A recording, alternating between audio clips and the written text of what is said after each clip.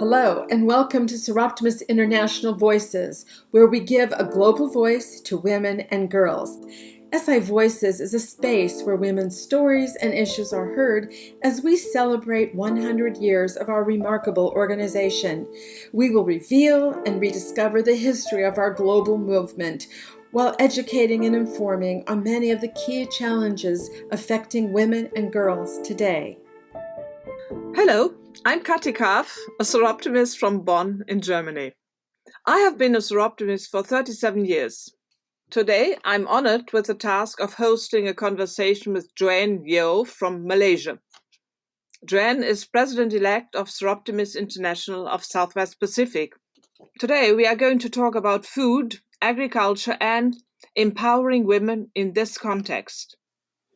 The importance of food security and sustainability is being spotlighted now more than ever as the COVID-19 pandemic has highlighted existing inequalities.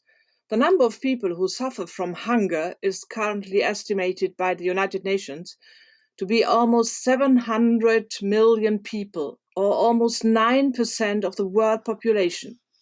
The UN has designated 2021 as the International Year of Fruits and Vegetables, dedicated to raising awareness on the important role of fruits and vegetables in our nutrition, in our food security, and in our health.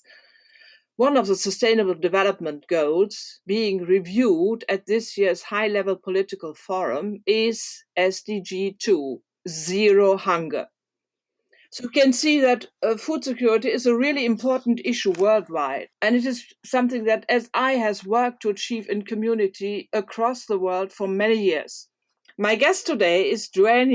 She has an abundance of knowledge in this area. Dear Joanne, I'm so pleased to be able to talk to you and thank you for joining us. And I would like to know more about you, Joanne. And can you tell us about how you became to be where you are now? Thank you very much, Kathy, for inviting me to be on this SI Voices podcast. I've been a Seroptimist for over 20 years. I've served at the club, region, and federation executive levels, twice over as president of my own club, SI Damansara, various convener positions, and president of the SI region of Malaysia, and was also at the federation board when I took up the position of national representative of Malaysia. Throughout these 22 years, I've been exposed to our Seroptimist values, principles, and issues that our organization advocates. I believe that program is the heartbeat of SI, and I believe in building on programs to impact women and girls. Now, I've had the opportunity to project lead, project manage, and be a member of teams executing projects with impactful outcomes. I firmly believe in teamwork and leadership, as it's teams and teamwork which actually help to achieve excellence and impactful outcomes. And literacy, self development, and skills training are some of the areas that have been the forefront of my work in empowering and capacity building. Great work. We know that women make essential contributions to agriculture and rural economic activities across the world. Can you tell us how and why sustainable agriculture and food security is so much linked to women's lives? If we see rural women, they often manage complex households and juggling multiple activities, ranging from producing agricultural crops, tending to animals, collecting water and fuel, preparing and cooking food, as well as caring for children and family members and maintaining their homes. And the food security is not just about donating food items to those who are hungry. It's actually about empowering local women and the knowledge and resources to allow them to build their sustainable and income generating farms and enterprises. And a perfect example of capacity building with an emphasis on empowering locals is the successful project that you have been working on for a few years now, the Clean Water for Rural Communities, headed up by SI region of Malaysia and implemented in Sarawak and Sabah. The project focused on getting access to water, organic farming, and increasing career opportunities for the women and girls. Could you tell us more about that? Sure, Kathy. This project was actually implemented with the support of SI President's Appeal when past President Merritt was the SI President. Just let me give you a background of why we did this project. Many rural villages in East Malaysia, located in the island of Borneo, they lack access to a clean and steady supply of water. The indigenous people, whom we call Orang Asal, they face threats from climate change, continuous logging, deforestation, and mining, which is not only polluting the air but also valuable sources of drinking water and threatening the rich biodiversity of the area. Realizing that there was an urgent need to rectify the situation, SI region of Malaysia, in collaboration with SI President's Appeal, decided to embark on this project, Clean Water for Rural Communities. We implemented one in Sarawak in the village of Long Tanyet. It's so remote that it takes 8 hours by four-wheel drive over logging tracks. Not a very pleasant journey, Kathy. And the other one was in Sabah, where we did it in Kampung Ghana, which was a little bit better, 3.5 hours drive from Kota Kinabalu. So today we'll talk more about Kampung Long Tanyet, which when we first went to the village, there was no water, no electricity, no clinic, no sanitation. Would you believe that the nearest clinic and the school is 4 hours drive away, of course, over logging tracks, in a small little village called Sungai Asam. Now, most of the villages, when we went there, were basically mainly women and young children. Why? Because many of the young men had already left the village to look for greener pastures and jobs in the cities. The children are undernourished and often suffer from sore eyes, skin diseases, and diarrhea, as the water in the river next to the village is forever muddy and polluted. So the main objectives of the project was to first to bring clean water to the two communities, improve the health and well-being of the villagers, then assist in generating income by cultivating the lands and preserve the biodiversity by sustainable organic farming. During phase one, the rainwater harvesting system and the dam construction were successfully completed. How did we do that? We got the villagers to own the project and getting involved in the implementation. You know, the men actually went up 1.5 kilometers to up to the hill and they actually repaired their dam. The villagers were very happy then to receive clean and steady source of water for cooking and drinking. Of course, the women were very grateful as they had actually saved valuable time just collecting and storing water for their families. Now they can devote their time to organic farming, which will provide their families with nutritious food as well as a sustainable source of income. So after we implemented the clean water systems, SI region of Malaysia sponsored 6 women from the village to undergo a 10-day course of training in organic farm at one of the farms in Kuala Lumpur called the Frangipani Organic Farm. So they learned about composting, making that biofertilizers and biopesticides, and many other organic farming practices. Now the villagers then returned to their village and they immediately cleared 2 plots of land totaling about 4 to 5 acres for the organic farm. This time, the men and the women worked together to clear the land. The original batch of 6 women then, in turn, trained another 20 more women from the village because the 20 women saw these 6 ladies and said they also wanted to get involved in the farming activities. From the 6 plus 20, all the 120 women and girls from the village now got themselves involved in the farm. So these women have been clearly empowered and move up to positions of responsibility and leadership in their community. What you can do when you empower women, that's what I say. Since setting up the farm in September 2019, the women have planted green leafy vegetables such as spinach, bok choy, and lettuce. They have also planted legumes such as long beans and okra, brinjal, cucumber, bitter gourd, sweet corn, pumpkin, and watermelon. The beauty of it is this: the women have actually produced enough vegetables to feed the entire village. and more. So the extra vegetables they have now started selling to the villages nearby and even to the nearby logging camps. And so in doing so, they have generated income for their families. The impact has been tremendous. And I would say SDGs 1, 2, 3, 5, and 6 have all been achieved.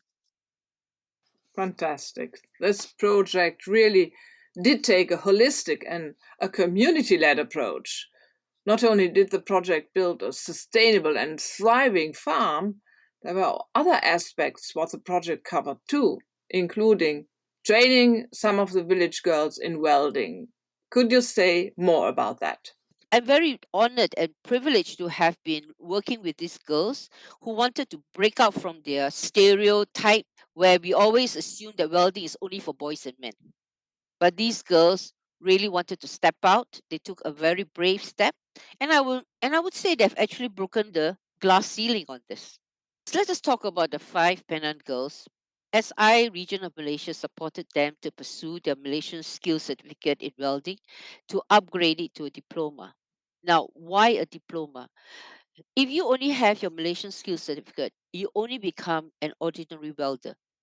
You cannot go anything higher. So, in order to be a welding inspector, then you need to go up to a diploma. So, that's what we did. And the girls returned to Long Tan Yet to actually help with the setup and construction of the rainwater harvest system. And we discussed to make it as part of their practical training for their diploma. So they were instrumental in welding the stands for the water tanks and even helped to connect the pipes. They have already obtained jobs as quality control supervisors in a bus company in Kuala Lumpur. So I would say for the girls, SDG 1, 4, and 5 have been achieved. Now, for the women, I just want to compare the situation when we first arrived at the village. This was our observations that the women, their days revolved around their husbands and their children. We were told by some of the women that it was usual for girls to get married by 17 years old. And by the time they reached 25 years old, each girl would have given birth to 5 children. And just wanted to share a story about one of the women leaders in the organic farming. Now, what happened was that uh, she actually cooked lunch for us. And after lunch, we asked her a question. Do you know she looked sheepishly at the husband and sort of seeking his consent? Do you think I should answer this question or not? No. She was looking sheepishly at the husband, and we were observing all this. Now, look at her now, one of the six women leaders. And you know what? The six women leaders have actually contributed to a lot of things, as in the improvements in their organic farm. Because one day when I had a chat with them, they were mentioning of how they need to improve the ways that they are planting tomatoes. Now, it was an idea not from the men, but from the women themselves. And so I would say that the impact is that the women and girls have now been empowered to make their own decisions and participate in the decision making process in their community. That's really great. The farms in Sarawak and Sabah are shining examples of ongoing and successful projects. It's a fantastic illustration of best practice. Do you think that this kind of model could be replicated in other rural areas too? I believe so, yes, because the key is empowering the women to create their own enterprises and feed their communities. Now, even with the Sabah village, the farming is taken care of by the Kampung Ghana Women Cooperative, a bunch of 35 women who have been very instrumental in this project.